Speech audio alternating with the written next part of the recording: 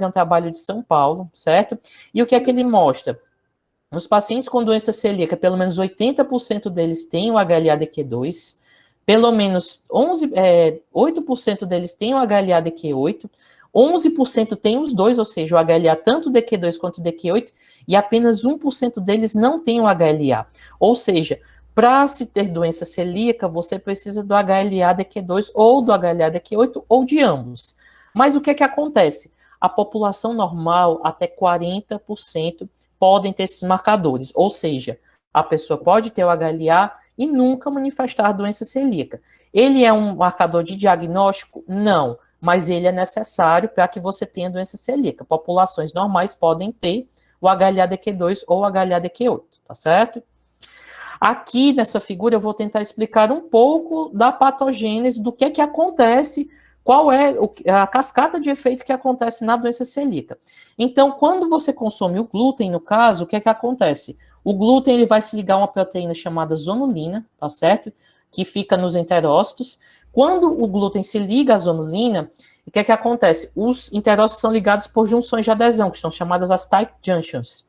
Então, com isso, essas junções elas se afrouxam, permitindo o glúten e os seus produtos, como a gliadina, passarem para dentro, para de baixo, certo? Aí o que é que vai acontecer? Ele vai ocasionar uma série de respostas. Uma dessas primeiras respostas, no caso, seria o aumento da secreção de interleucina 5. O glúten vai estimular o próprio enterócito a secretar interleucina 5. Então, o que é que vai acontecer? Vai acontecer o estímulo de linfócitos que eles vão para intraepiteliais, ou seja, uma das coisas que a gente vê na biópsia de doença celíaca, que são os linfócitos intraepiteliais, são explicados pelo aumento de interleucina 5, tá certo? Esse glúten, no caso a gliadina, o que é que vai acontecer? Vai acontecer uma enzima chamada transglutaminase, tá certo? O que é que ela vai fazer? Ela vai pegar a gliadina e vai provocar um processo de deaminação. Então, você já tem dois elementos aí que você tem um anticorpo contra, que é muito comum, que no caso seria a antitransglutaminase, o anticorpo, e a antigliadina deaminada, certo? Que vai ser produzida após. Essa gliadina deaminada, ela é fagocitada pelo macrófago, que no caso seria uma célula apresentadora de antígeno, e através do HLA-DQ2 e do HLA-DQ8, ele vai apresentar esse glúten para uma célula T helper e vai desencadear mais um processo imune. Então, vai secretar citocinas inflamatórias, tá certo? Que vão lesionar os enterócitos. Vai estimular uma resposta tanto TH1 quanto TH2. A resposta TH1 seria a resposta celular. Então, você vai estimular células TCD8 e células natural killer que vão fazer a lesão nos enterócitos. Além disso, você vai ter o estímulo de células B, no caso de uma resposta T helper 2, e vai ocorrer a produção de anticorpos, ou seja, anticorpos antitransglutaminase, anticorpos antigliadina deaminada, anticorpos anti-endomísio, que também vão ajudar nessa lesão no enterócito. Ou seja, todo o processo autoimune, ele vai convergir para uma lesão dos enterócitos, tá certo? E provocando toda a sintomatologia da doença celíaca, que seria uma síndrome de má absorção. Esteatorreia, diarreia crônica, perda de peso, dentre outras coisas, tá certo? Agora, uma coisa importante que a gente tem que ver se existem outros fatores de risco associados à doença celíaca. Tem um artigo, o que é chamado um position paper da Sociedade Europeia de Gastroenterologia Pediátrica, certo? Que ele faz uma correlação entre a introdução do glúten e o risco de doença celíaca, certo? Então, nós temos aqui, ele fez 5 perguntas nesse artigo, certo? E a primeira pergunta, no caso, seria o quê? Se o aleitamento materno por si só diminui o risco da doença celíaca, ou seja, se o aleitamento materno, ele é um fator protetor para a doença celíaca. A gente sabe que o aleitamento materno é fator protetor para diversas doenças. E uma dessas perguntas foi se ele é protetor para a doença celíaca. A segunda pergunta seria se o aleitamento materno durante a introdução do glúten, ele reduz o risco de doença celíaca, ou seja, se a criança, enquanto está sendo amamentada, se você introduzir o glúten, esse risco de doença celíaca é diminuído. A terceira pergunta seria qual a melhor idade para introduzir o glúten, tá certo? Na quarta pergunta seria se a quantidade de glúten é um fator de risco para a doença celíaca. E a quinta pergunta seria se o tipo de glúten é um fator de risco, certo? E as respostas que eles encontraram para a gente no presente momento seriam essas. Em relação à primeira pergunta, infelizmente, não há uma diminuição do risco da doença celíaca pela amamentação, ou seja, infelizmente, uma evidência de baixa qualidade, tá certo? Em relação à segunda pergunta, se durante a criança com amamentação, durante a introdução do glúten, se reduz o risco de doença celíaca, não há uma diminuição do risco também, infelizmente, certo? A melhor idade para introduzir o glúten, o artigo fala de 4 a 12 meses, só que assim, a gente obviamente não introduz a alimentação aqui antes dos 6 meses, mas isso é uma posição da Sociedade Europeia, tá certo? Ele fala de 4 a 12 meses. Ele fala se a quantidade de glúten, em relação à quantidade de glúten, apesar das poucas evidências, é desencorajado o uso de altas quantidades de glúten no início da introdução alimentar. Não há um estudo randomizado que fale em relação a isso, se uma quantidade maior ou menor vai ser necessário para desencadear a doença celíaca, tá certo? Em relação ao tipo de glúten, não. Então, você introduzir o trigo, não vai ter um aumento maior em relação à cevada ou ao centeio. Então, qualquer tipo de glúten introduzido não é um fator de risco maior em relação ao outro, certo? Eu coloco esse iceberg porque o que é que acontece? A gente pensa muito na forma clássica da doença celíaca. E o iceberg, a gente sabe, ele tem uma ponta, que é apenas uma parte, só que embaixo você tem uma parede de gelo bem maior, no caso. E isso diz muito sobre a doença celíaca.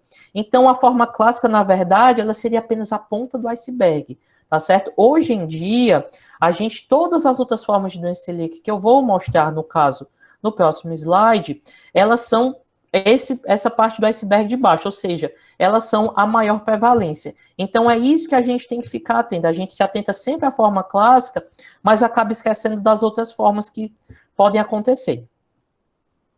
Então, falando da apresentação clínica, nós temos, como eu já falei, a doença celíaca clássica, tá certo? É aquele quadro que a gente conhece, até um diagnóstico relativamente fácil. Você vai ter um quadro de diarreia crônica, com esteatorreia, distensão abdominal importante, perda de gordura glútea, como a gente vê nessa foto, tá certo? É o quadro clássico de doença celíaca. Mas, como eu falei, as formas extraintestinais e as outras formas da doença, elas são a maior prevalência hoje em dia. Então, o que é que nós podemos ter? Nós podemos ter dermatite herpetiforme, tá certo? Que é uma manifestação cutânea da doença celíaca, você tem esse tipo de lesões aqui, sempre que a criança é exposta ao glúten, tá certo? Você pode ter uma anemia ferropriva que não responde à reposição de ferro, é muito importante. Você pode ter doença hepática, tá certo? No caso, principalmente, aumento de transaminase isolado pode representar doença celíaca, tá certo?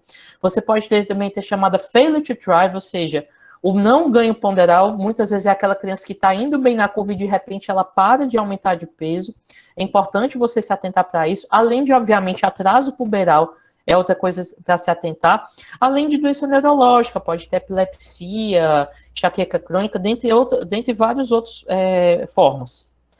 Temos também a chamada forma silenciosa, ou forma subclínica também, que eles chamam, que é a doença, no caso, você tem o anticorpo positivo, você vai ter a biópsia positiva, só que essa criança ela é assintomática ou ela é oligossintomática. Isso pode acontecer. Você pode ter a doença celíaca potencial também, que no caso seria os anticorpos positivos, mas a biópsia normal, certo? É uma criança que merece ser acompanhada porque ela pode ser que ela venha a desenvolver doença celíaca. E a forma latente seria o caso mais interessante, porque em algum momento é uma criança que teve todos os exames positivos, a biópsia, os anticorpos, fez a dieta sem glúten, só que quando ela retorna à dieta com glúten, ela não volta a ter sintomas. Isso significa uma cura? Não, não significa uma cura. É uma criança que tem uma forma que a gente chama de latente, ela merece um acompanhamento porque talvez ela vá manifestar a doença celíaca de novo. Quando vai ser isso, a gente não sabe ainda, infelizmente.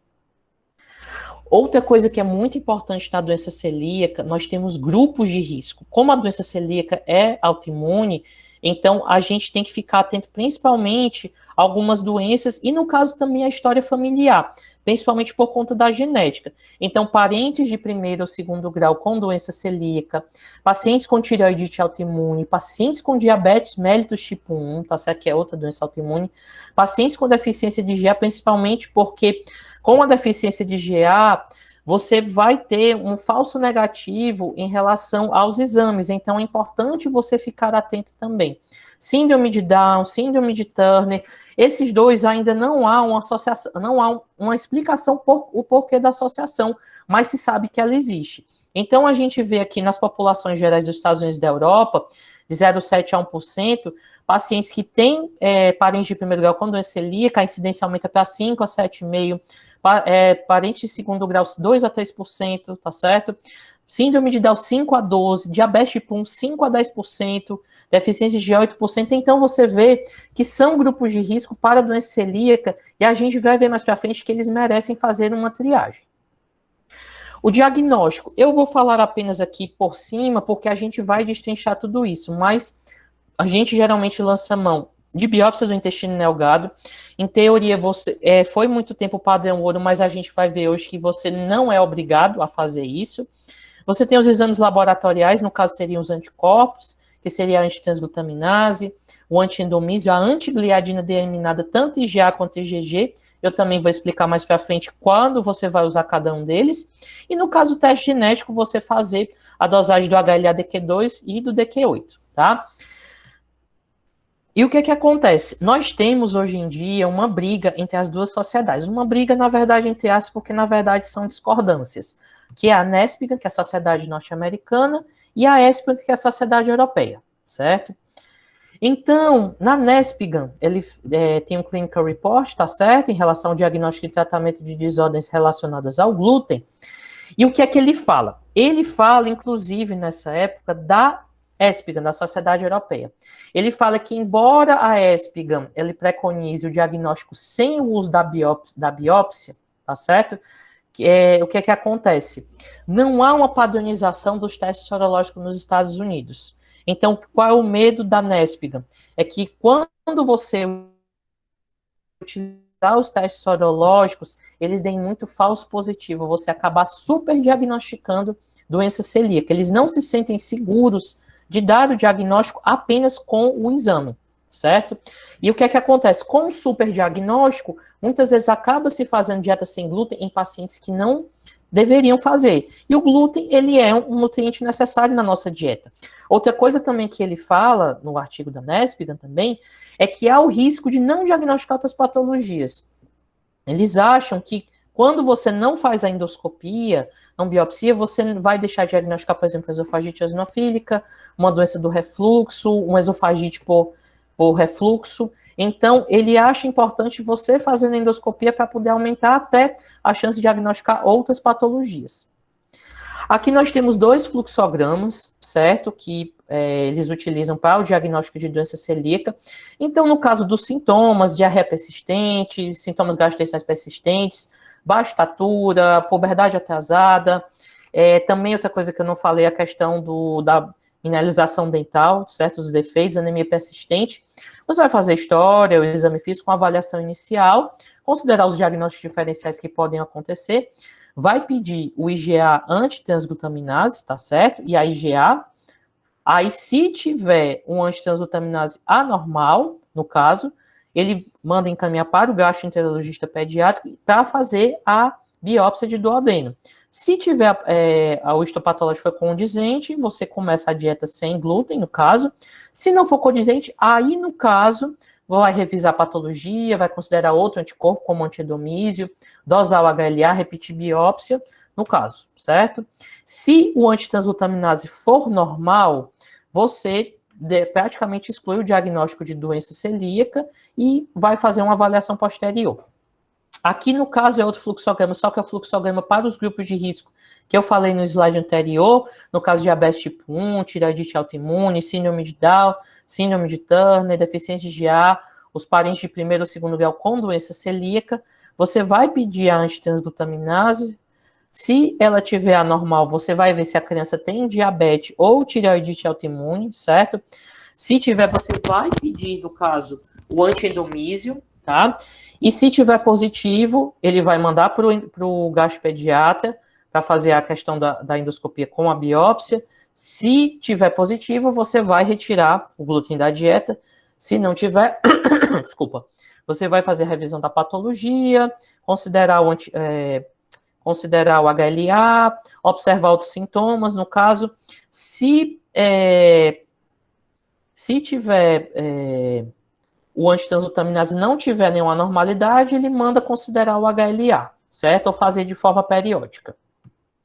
Agora a gente vai falar um pouco do protocolo da Sociedade Europeia da ESPGHA, que são os novos guidelines que foram feitos no ano passado, de 2020. Então, o que é que há de novidade agora para 2020? Ele fala que os exames de triagem iniciais seriam a dosagem da IgA sérica, tá certo? Com o antitranslutaminase IgA. A gente sempre fez, muito por conta dessa questão da deficiência de IgA, muitos pediatras acabam pedindo apenas o antitranslutaminase, mas é sempre para que seja pedido junto com o IgA, para você não deixar passar uma deficiência de IgA, certo? Com essa triagem, se as crianças aparecerem um antitranslutaminase maior que 10 vezes o valor normal, e caso tenha junto um antiendomísio, você pode dar um diagnóstico seguro sem o uso de biópsia. Então, a Sociedade Europeia preconiza apenas os exames laboratoriais. Só que a gente vai ver no fluxograma que você tem algumas outras variáveis. Se você tiver uma antitranslutaminase alterada, porém menor que 10 vezes o valor acima do normal, ele manda partir para a biópsia. E o HLA, nesses casos aqui, não é obrigatório. Ou seja, em nenhuma das duas sociedades você é obrigado a pedir o HLA. O HLA ele é um complemento nos casos mais duvidosos. Esse fluxograma, no caso, ele é parecido com o da NESPGHA, mas ele tem mais algumas coisinhas que eu vou destrinchar. Então, se você tiver uma suspeita clínica de doença celíaca ou estiver no grupo de doença celíaca, você vai pedir a IgA ou a antitranslutaminase IgA. Se a antitranslutaminase IgA der positivo, ele manda fazer a referência para o gastropediatra. O gastropediatra vai fazer a revisão dos exames, certo? Ele vai solicitar uma nova antitranslutaminase IgA, certo? Se der positivo, ele vai ver a questão da concentração. Se for maior que 10 vezes o valor normal, ele vai fazer o antiendomísio. E se o antiendomísio for positivo, vai ser confirmado doença celíaca. Isso eu estou falando se fosse tudo ok, se seguir esse protocolo. Mas a gente contém as variações. No caso, se você na triagem inicial, mesmo com a suspeita clínica, tiver uma antitranslutaminase negativa, a gente vai para esse fluxograma. Então, o que acontece? Você vai revisar a IgA total, tá certo? Se a IgA total estiver normal, com o antitranslutaminase negativo, você vai considerar o risco para uma sorologia falso negativa. Você tem que ver se essa criança teve uma ingesta de glúten baixa ou de curta duração, se é uma criança imunossuprimida, se ela usa medicamentos como azatioprina, imunobiológicos, ou se ela tem manifestações extraintestinais, certo? Que também podem falsear. Você, excluindo esse risco de sorologia falso negativa, você praticamente exclui doença celíaca. Agora, se o IgA total estiver baixo e você tiver esse risco de sorologia falso negativa for significativo, a gente vai para outro fluxograma. Então, se você tiver o risco de sorologia falso negativa, aí nesse caso você vai pedir o HLA. Com a dosagem do HLA DQ2, DQ8, se ela der positiva, você vai fazer o segmento dessa criança, vai retestar essa criança, os anticorpos, com uma ingesta normal de glúten e vai considerar a biópsia, certo? Se o HLA der negativo, você praticamente exclui doença celíaca, vai considerar outro diagnóstico, que como eu sempre fiz. Se você não tiver HLA, é muito difícil, é praticamente um risco de 1% de você ter doença celíaca, certo? Se o IgA total for baixo, aqui você vai usar os testes de IgG. Nós sempre utilizamos primeiramente os testes de IgA pela maior sensibilidade, mas no caso de uma IgA baixa, aí nesse caso utilizamos os testes de IgG, seja antitranslutaminase, seja o antiendomísio. Aí, no caso, se esses testes der negativo, você vai considerar o risco para sorologia falso negativa. Se não tiver o risco, você exclui doença celíaca. Se tiver o risco, você volta para esse fluxograma, vai pedir o HLA. Se o IgG der positivo, aí você vai para a biópsia, que aí a gente vai para o outro fluxograma C. Então, você vai para a biópsia, certo? Você vai coletar pelo menos 4 ou mais biópsias do duodeno distal e pelo menos mais uma do bulbo, certo? Vai analisar o histopatológico. Eu vou falar um pouquinho dessa classificação de Marsh, tá certo? Depois, a classificação de Marsh você vai de 0 a 3. Se for 0 ou 1, você vai fazer uma revisão dessa biópsia, e mesmo assim, ela for MAST 0 ou 1, o que é que vai acontecer?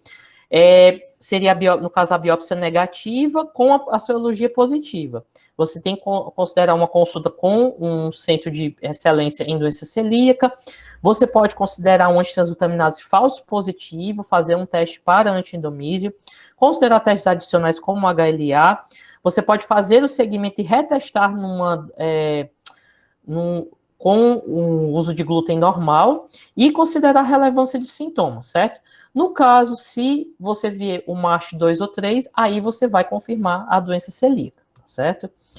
Então, para resumir, porque pode ser que tenha ficado um pouco confuso, porque é um fluxograma muito extenso.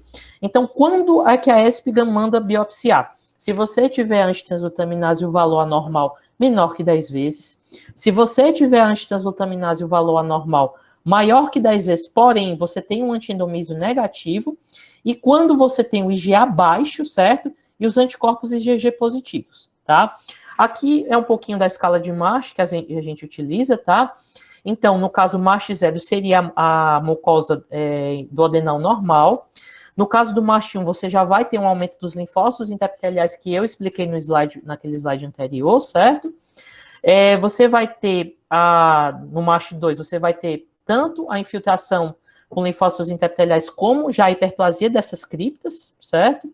E no MASH 3 você já vai ter o que? A atrofia vilositária e todo o resto, linfocitose interepitelial e hiperplasia de criptas. Ele se divide de 3A até 3C, e no 3A você vai ter uma atrofia leve, 3B moderada, e no 3C você vai ter uma atrofia total. No que as sociedades concordam? Elas concordam sempre na questão da triagem, pacientes com sintomas sugestivos de doença celíaca e os pacientes no grupo de risco. Então, esses casos, você tem sempre que começar a triagem.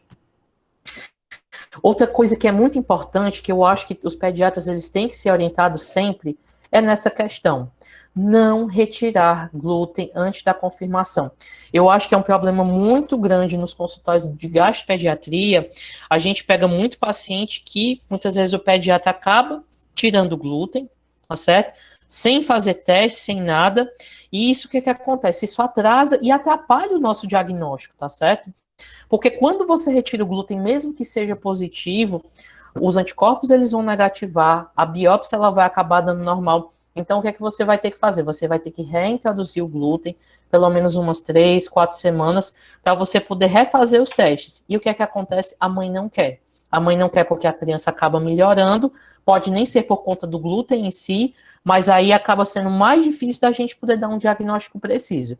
E outra coisa também, se essa criança não tiver doença celíaca, como eu já falei, você retira um nutriente importante da dieta. Então, o glúten é importante, ele faz parte. E você fazer uma dieta sem glúten, por mais que hoje em dia estejam muitos produtos sem glúten, é difícil, é complicado para a criança e atrapalha até a socialização, no caso. Outra coisa que eu queria falar também é que tem muito essa questão hoje em dia na moda das dietas sem glúten, para emagrecer e tudo. Mas esse artigo da Nutrient de 2018, que ele faz uma revisão das dietas sem glúten, e o que é que ele fala na conclusão?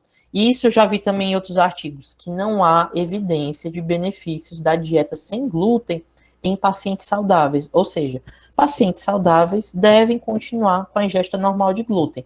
Dieta sem glúten é reservada para pacientes com diagnóstico confirmado de doença celíaca. Mas, a criança tendo doença celíaca confirmada, nós vamos fazer o tratamento. E o tratamento atualmente é o quê? A retirada completa do glúten da dieta para o resto da vida. Hoje é o único tratamento conhecido efetivo. Mas, porém, contudo, hoje nós temos novos tratamentos em desenvolvimento. Não tem, fora isso, não tem um tratamento ainda confirmado, mas esse estudo aqui, ele mostra os diversos tipos de tratamentos que estão em estudo. Foi um artigo de 2019, tá? Aí, isso aqui é só uma revisão, certo? Do que a gente já tinha visto. A gliadina se liga à zonulina, ela deixa as junções de adesão mais frouxas e a gliadina ela entra. Aí, no caso, vai ter a deaminação com a transglutaminase, vai ter a fagocitose pela célula apresentadora de antígeno, vai ter a apresentação para a célula TCD4, e aí vai desencadear toda a resposta imune. Eu estou revisando isso por quê? Porque isso vai ser importante para a gente mostrar os diversos tipos de novos tratamentos. Então, quais seriam os novos tratamentos que nós teríamos assim em vista, que eles ainda não estão confirmados? Nós teríamos as endopeptidases, o que seria?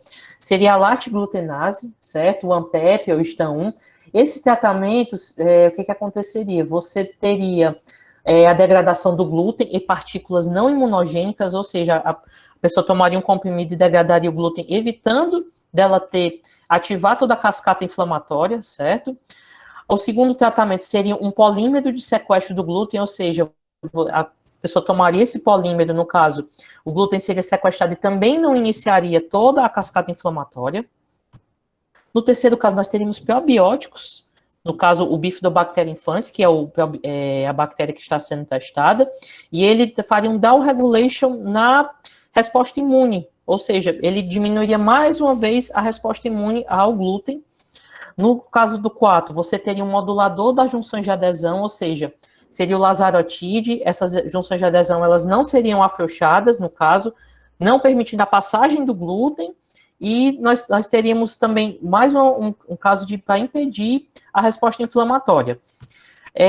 O quinto seria os inibidores da transglutaminase, ou seja, você não teria a deaminação da gliadina, também mais uma vez impedindo a cascata inflamatória.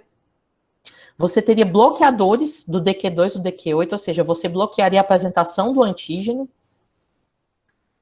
No outro caso também, você teria uma tolerarização do glúten, e no caso eles estão fazendo com o Necator americanos, a pesquisa.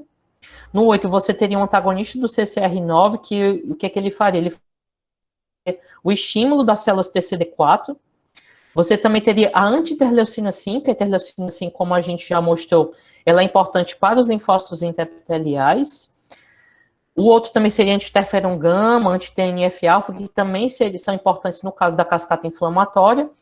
E nós também teríamos o anti-CD3 e o anti-CD20, que impediria o funcionamento das células B, no caso, e inibiria a produção de anticorpos.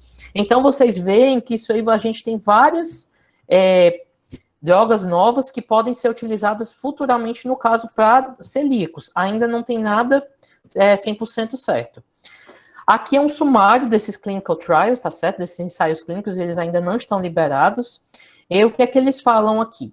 No caso da latiglutenase, que é a endopeptidase que eu falei, o primeiro estudo, ele fala que houve uma atenuação da lesão na mucosa, porém houve um aumento dos linfócitos intraepiteliais quando foi feita a introdução do glúten em uso dessa endopeptidase. E no segundo estudo não houve melhora histológica dos sintomas. A AMPEP, que é outra endopeptidase, foi visto que não foi efetivo para prevenir a lesão de mucosa. No caso dos polímeros de sequestro do glúten, não tem nenhum, o estudo ainda não está disponível. No caso do probiótico, como o Bifidobacterium infantis, houve uma melhora dos sintomas e uma diminuição dos anticorpos. No caso dos moduladores das junções de adesão, no caso do larazotide, no geral, ocorreu uma diminuição dos sintomas e do nível de anticorpos. E na doença celíaca refratária, um estudo mostrou melhora dos sintomas, então é um tratamento que parece ser bem promissor. No caso dos inibidores da transglutaminase, a gente ainda não tem um estudo disponível. No caso do Necator americano, que eles estão usando para fazer a tolerabilidade do glúten, no primeiro estudo houve uma manutenção dos linfócitos intraepiteliais e dos scores de imagem, não houve piora, mas no segundo estudo não houve benefício do uso do Necator americanos. E os outros estudos, infelizmente, eles também ainda não têm das outras drogas, no caso, os antagonistas do CCR9 ou do anti-interleucina 15, eles ainda não têm nenhum resultado disponível. E para terminar, a gente vai falar de uma outra patologia mais nova, certo? Que no caso seria a sensibilidade ao glúten não celíaca. Então, é uma doença muito recente, tá? Foi só a partir de 1980 que foram observados os primeiros casos. Eram pessoas que tinham sintomas parecidos com doença celíaca, só que eles faziam a biópsia, faziam os anticorpos, eles eram todos negativos, tá? E hoje, acredita-se que pelo menos 6% da população americana possui essa condição da sensibilidade ao glúten não celíaca. Em 2011, a gente tem um consenso, que eu vou falar mais na frente, que faz a definição da doença, mas ainda é um consenso de difícil aplicação na prática clínica, como vocês vão ver agora.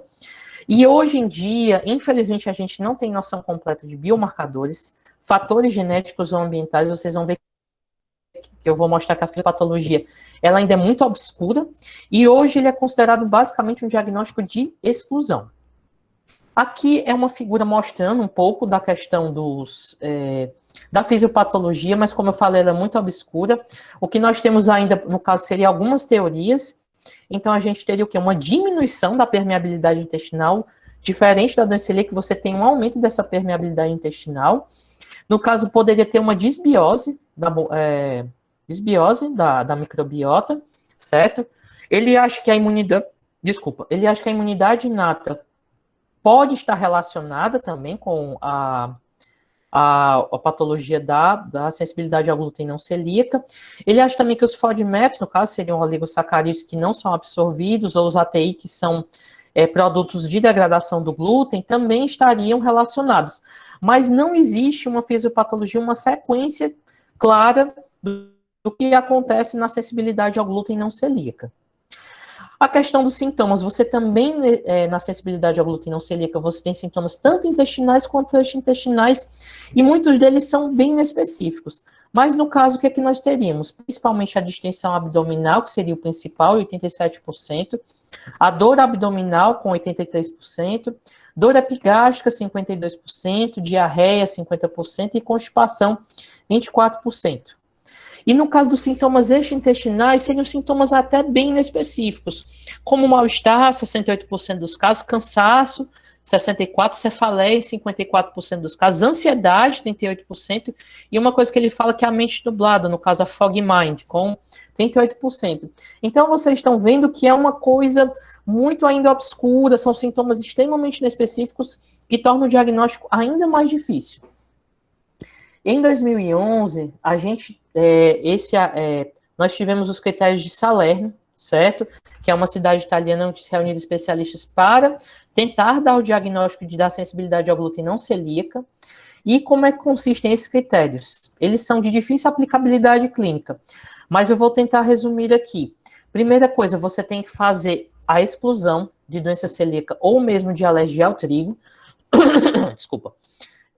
Você vai fazer uma dieta com glúten por 6 semanas e fazer essa exclusão a partir do antitransglutaminase, você vai seguir o protocolo para exclusão de doença celíaca ou de alergia ao trigo. Fazer isso por 6 semanas. Depois das 6 semanas, você vai fazer uma dieta sem glúten. E o que é que vai acontecer? A gente tem, no caso, um score, tá certo? De sintomas. Vão ter todos esses sintomas aqui. Você vai ter uma baseline, no caso. Ou seja, por exemplo, a pessoa ela dá nota 5 para regurgitação ácida, ela dá nota 6 para dor abdominal, e ao longo de 6 semanas, com a dieta sem glúten, ela vai dando os scores a cada semana, e o que é que acontece? Se você tiver pelo menos uma redução de 30% desse score, após 6 semanas, aí você vai dar seguimento ao diagnóstico. Então, só que agora que fica mais difícil, porque ele manda você fazer pelo menos um estudo simples cego no consultório ou um estudo duplo cego em centro de pesquisa, o que torna a coisa ainda mais difícil. Então, ele manda você fazer a exposição ao glúten apenas, ou seja, não é você comer biscoito, bolo ou pão, apenas ao glúten. Ele manda você utilizar cápsulas de apenas glúten, pelo menos 8 gramas.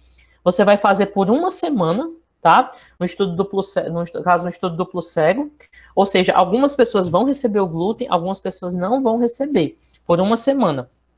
Aí vai ter uma semana de washout, que eles falam, ou seja, uma semana as pessoas não vão receber nada nenhum, nem o glúten ou nem o placebo, e mais uma semana você vai ter a exposição de um grupo de controle com placebo e um grupo de controle com o glúten. O teste seria positivo com um aumento de 30% dos sintomas. Mas, como vocês podem ver, isso aqui é uma coisa que não tem uma aplicabilidade clínica boa. Então, a gente ainda está esperando, infelizmente, a gente ter uma coisa mais precisa, mais prática, para poder nós darmos o diagnóstico de sensibilidade ao glúten não celíaca. E, por enquanto, ele fica uma doença ainda um pouco obscura, com um pouco de dificuldade diagnóstica. E no caso seria isso, gente. Eu quero agradecer muito essa oportunidade e eu espero que vocês tenham gostado da aula.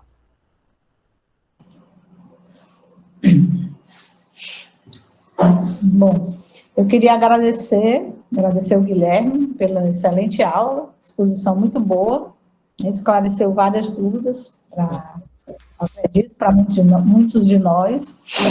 E eu vou dar início, Guilherme, a algumas perguntas que já me chegaram. Certo. Conforme for chegando, a gente vai fazendo mais outras perguntas, certo? Certo. Tem aqui da doutora Larissa Maria, ela pergunta quais os exames de acompanhamento devem ser feitos e com qual frequência? Exame da doença celíaca. Bom, a gente não tem, assim, um acompanhamento. Na verdade, o que a gente geralmente faz é você fazer a dosagem do antitransglutaminase IgA de forma periódica. Pode ser a cada 6 meses ou a cada 1 ano, porque, na verdade, a gente vai pegar escapes da doença, certo? Porque se a criança voltar a ter a dieta com glúten, tiver os escapes, o anticorpo vai voltar a positivar. Você não precisa ficar fazendo biópsias seriadas, você basta apenas uma biópsia para o diagnóstico, certo? Muita gente acaba ficando fazendo biópsia seriada sem necessidade. Então, a gente basicamente acompanha essa criança com o antitransglutaminase IgA, com frequência a cada 6 meses ou a 1 ano. Você pode também pedir a cinética do ferro, porque alguns pacientes, em alguns estudos, eles têm uma dificuldade, mesmo com o tratamento de forma correta da doença celíaca, em ter uma reserva de ferro adequada. Então, é importante também você pedir de forma periódica a cinética do ferro. Mas outros exames, no geral, não são necessários. Aí, aqui é a pergunta da doutora Marilza. Na suspeita de doença celíaca, devo solicitar antitransglutaminase IgG e IgA? Bom, como é o protocolo da ESPIGA, na verdade, inicialmente, a gente vai solicitar os exames IgA, no caso, seria antitransglutaminase IgA, o antiendomise IgA, com a IgA sérica, porque, como eu falei, é importante você não deixar escapar uma deficiência de IgA. Muita gente pede só antitransglutaminase, só o antiendomísio, acaba dando negativo, fica por isso mesmo, e você vai ver se a criança tem uma deficiência de IgA. E no caso, como eu falei, o IgG ele é reservado para pacientes com deficiência de IgA, certo? Então, o IgG ele é basicamente para isso, os anticorpos IgG. Pronto. E aqui a Nájila perguntou, né, a doutora Nájila Otoshi, quais os novos recursos terapêuticos, né, que eu acredito que você falou, né, nesses recursos da doença celíaca, além o que nós temos é a retirada do glúten da dieta, e você falou nesses possíveis novos recursos terapêuticos, né, Guilherme? Exatamente. Assim, isso é um artigo, na verdade, ainda está muito no início, ainda são ensaios clínicos, não é nada 100% certo. Se a gente tiver uma medicação que possa ser utilizada, que substitua a dieta sem glúten, seria maravilhoso, mas infelizmente a gente ainda não tem nada 100% certo, ainda está muita coisa em estudo, e por enquanto, infelizmente, é a questão de retirar o glúten da dieta. A outra pergunta é da doutora Sidneuma, qual a incidência da doença celíaca na infância? A incidência no mundo, que eu ouvi em artigos, fica mais ou menos entre 0,5% a 1%. Aqui no Brasil, infelizmente, nosso país é pobre em estatísticas, então eu não tenho estatísticas brasileiras para poder mostrar. Mas a incidência mundial fica mais ou menos em torno de 0,5% a 1%. E a doutora Julieta perguntou com que idade devemos pesquisar a doença celíaca? Então, na verdade, não existe uma idade certa, porque a doença celíaca ela pode se manifestar até começar na idade adulta. Você deve fazer a triagem, como eu falei, quando apresentar sintomas típicos de doença celíaca, ou até mesmo naqueles grupos de risco, certo? Sinara, teria alguma outra pergunta que chegou? Eu estou vendo aqui no chat, eu acho que... Então, no caso, a Camila Nunes Guerra perguntou, quais os riscos a longo prazo da doença celíaca? Então, os riscos a longo prazo, no caso, seria CA de intestino, certo? Crianças com doença celíaca, elas têm um risco maior. Se elas fizerem a dieta com glúten, elas têm um risco muito aumentado, coisa de 20% a 30% a mais de câncer intestinal, certo? Fora os outros riscos, no caso de um baixo ganho ponderostatural, risco de atraso puberal, importante, risco de manter uma anemia crônica, certo? Risco de ter doença neurológica persistente, tanto por conta da falta da absorção de nutrientes ou pela própria doença celíaca, mas um dos principais que a gente tem mais medo é a questão do CA de intestino. Quando a criança ela faz a dieta sem glúten, esse risco ele se iguala ao da população normal. Aí a Sinara está aqui perguntando essa questão do Necator americanos reforçaria a teoria da higiene. Eu vou lhe ser muito sincera, essa questão eu não cheguei a ver ou pesquisar, então isso aí eu vou dar uma pesquisada e eu vou te responder depois, viu, Sinara? Eu não sei se reforçaria a questão da teoria da higiene. Eu não sei se reforçaria porque a doença celíaca ela é uma doença que você acaba tendo a predisposição genética, e no caso seria por conta da exposição do glúten que você teria toda a cascata de reação. Até te falar que não foi minha, a pergunta foi da Jana Alves, que fez acima. Certo. Mas eu acho que pergunta foi isso, Guilherme. Não sei se o pessoal quer aproveitar e perguntar, se alguém quiser abrir o microfone, fazer alguma pergunta. Se quem quiser fazer pergunta, gente, a hora é agora.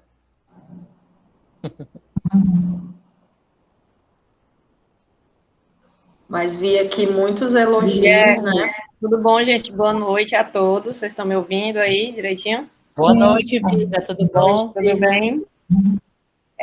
Tudo bom. Eu tô, assim, você pode falar um pouco mais a respeito das manifestações extraintestinais da doença celíaca? Porque eu acho que é importante, a gente tem visto, né? E aí eu acho que pra gente, porque às vezes, assim, o pediatra geral, ele fica muito preso nas manifestações intestinais. Com e certeza. as manifestações extraintestinais, elas têm se apresentado com bastante frequência, e aí como é que a gente vai para pensar dentro de um consultório de pediatria geral? Tá. Então, assim, as manifestações extraintestinais, para você começar a pensar em doença celíaca, seria o seguinte: é aquela criança, por exemplo, que você, como pediatra geral está acompanhando, ela está na curva de crescimento normal e de repente ela para de crescer, certo? Então ela começa a sair da curva. Muitas vezes a criança só tem isso. E quando você vai tentar pensar, fazer uma triagem, você tem que pensar em doença celíaca. Outra coisa é aquela anemia ferropriva que não responde à reposição de ferro. Você está lá com o seu consultório, acompanhando a criança, e de repente você tem uma anemia ferropriva, você faz a reposição, e quando você vê, você não tem resultado. Então já é para também você ligar o sinal amarelo e pensar também em doença celíaca, certo? Outra coisa, da questão da mineralização dos dentes também, isso é importante. Muitas crianças às vezes apresentam problemas dentários e muitas vezes você tem a doença celíaca, tá certo? Outra coisa é a questão da doença hepática, que eu falei, é muito na questão das transaminases elevadas, muitas vezes a criança só tem TGO-TGP elevado, tá? E de forma persistente. Você acaba pensando em milhões de doenças hepáticas, mas muitas vezes o pessoal acaba não pensando em doença celíaca, e pode acontecer dessa forma, tá certo? Quadros de epilepsia sem explicação também, dificuldade de aprendizado também pode estar relacionado com a doença celíaca, ou tá até com a má absorção de nutrientes, certo? Então, tudo isso faz parte das manifestações extraintestinais. Artrite também, outra coisa que eu acabei não falando, mas quadro de artrite também, você tem que fazer o diagnóstico diferencial com doença celíaca. Então, são uma miríade de sintomas que a gente acaba deixando passar, que muitas vezes pode acabar sendo doença celíaca. Mas eu acho que para o consultório do pediatra, seriam principalmente esses, no caso. Guilherme, deixa eu fazer só um adendo. Virna, no Mercedes também nós já tivemos alguns casos, não muitos, acho que, se eu não me lembro, 2 ou 3, apesar de ser intestinal a manifestação, mas não tinha nada com absorção. Caso de insuscepção. A gente já viu a associação de insuscepção em crianças maiores com doença celíaca. Então, isso é uma coisa bem importante, que às vezes a gente, quando tem uma criança com insuscepção de uma idade que não seja naquela faixa etária de 6 meses a 1 ano e meio, que é aquela clássica, a gente pensa no linfoma, pensa em outras coisas, né? Mas, às vezes, você não encontra nada e a doença celíaca, que realmente é uma das manifestações. A Camila Nunes Guerra perguntou: a triagem para grupos de risco deve ser feita a cada quanto tempo? Anual, bianual? O artigo ele não fala, mas eu acredito que seja pelo menos uma vez ao ano, certo? Porque como esses pacientes eles têm um risco a longo prazo de ter doença celíaca, eu acredito que pelo menos uma vez ao ano eles tenham que ser triados.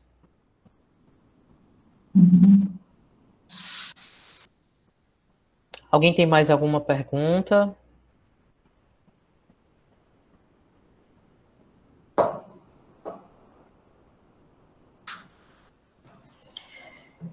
Eu vi muitos elogios aqui, Guilherme. Fiquei muito feliz, assim, porque a atividade teórica é bem específica, né, assim, de um conteúdo dentro da pediatria, mas eu vi o engajamento do grupo, então, muito interessante. Eu sou intensivista, mas acaba que eu vejo crianças com alguns comprometimentos de trato gastrointestinal e, às vezes, vem algumas dúvidas, e eu adorei tua apresentação, te agradeço demais, conseguiu dar uma luz em muita coisa, mas teria que estudar um bocadinho de coisa, já que estou um pouco longe disso.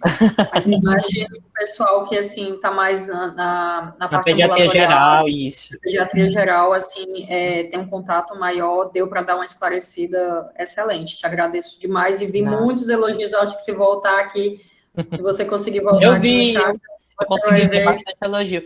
Essa aula foi feita, assim, para o pessoal da pediatria geral, certo? O pessoal da gastro também, mas assim, a gente já está mais cansado de ver, a gente vê bastante, mas eu acho que é importante para o consultório do pediatra geral desconfiar, certo?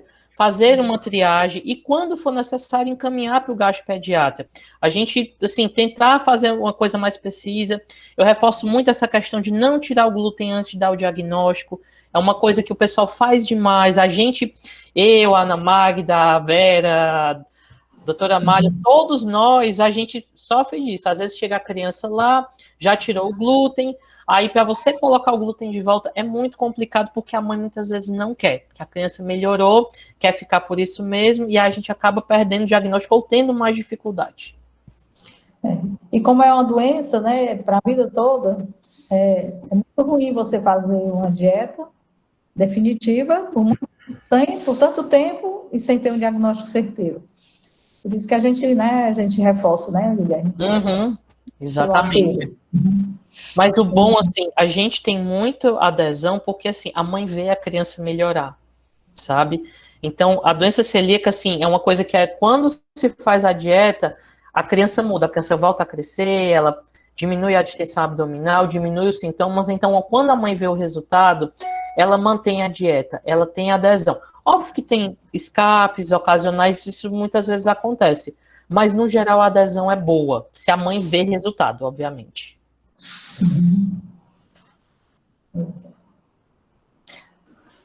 Então, eu quero aqui agradecer também a doutora Amália, o doutor Guilherme, a doutora Sinara também por estar organizando essas aulas, e a excelente aula do Guilherme, foi muito boa mesmo, muito esclarecedora.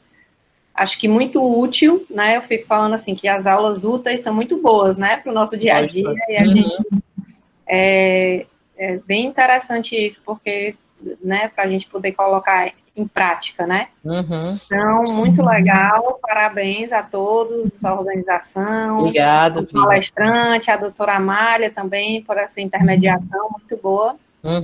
Agradeço. Que bom. Em nome da Sociedade Cearense de Pediatria, né, que a doutora Ana não pôde ficar aqui até o final. Tá certo. E estamos aqui. Ótimo. Que bom, né? Então, a gente agradece, né, a presença de vocês até esse momento, porque realmente você, né, sair do seu conforto e a gente está discutindo, mas é um assunto muito interessante e muito bom de estudar. E que o pediatra, realmente, ele é um grande, né, uma pessoa que realmente precisa ter essa orientação, né, e que realmente eles têm muito e que nos às vezes a encaminhar o paciente com o diagnóstico, né, e nos ajuda bastante. Então, assim, eu queria agradecer a presença do Guilherme e de todos vocês e a sociedade pela organização. E, né, na pessoa da doutora Sinara, realmente muito bom. Eu queria também agradecer a todos, eu queria agradecer à sociedade pela oportunidade que foi. É um tema, assim, abrangente, tem muita coisa nova acontecendo, eu tentei resumir ao máximo para tornar a coisa mais didática para os pediatras, que eu acho que é o principal foco da nossa aula. Agradecer à SOCEP pela oportunidade e a todos que estiveram presentes. Foi boa noite, pessoal. Muito obrigada, gente. Então, boa noite. Até a Obrigado, próxima. gente. Tchau, tchau. Olha, gente, Tchau. Uma pergunta, essa aula foi gravada? Sim, Boa foi noite. gravado. Depois vai ficar disponível no site. Muito obrigada. Que bom. Obrigada. Tá certo. Parabéns, Guilherme. Foi excelente. Obrigado, doutora Lúcia. Muitíssimo obrigado. Tá. Eu estou vendo a hora o Guilherme me chamar de tio. Mas ela não quer, a Lúcia não quer, então eu disse, chame de doutora. Não, Hein, Lúcia? eu digo isso porque eu encontrei com uma aluna minha que e ela ficou tão atarentada que ela acabou me chamando de tia. Cadê tu, Lucinha? Saudade de você. Estou podendo aparecer muito, não. Tô com saudade de você, das nossas viagens, você segurando minha mão. Tchau, gente. Qualquer dia. Obrigado. Beijo. Tchau, boa Beijo. noite. Obrigada. Tchau.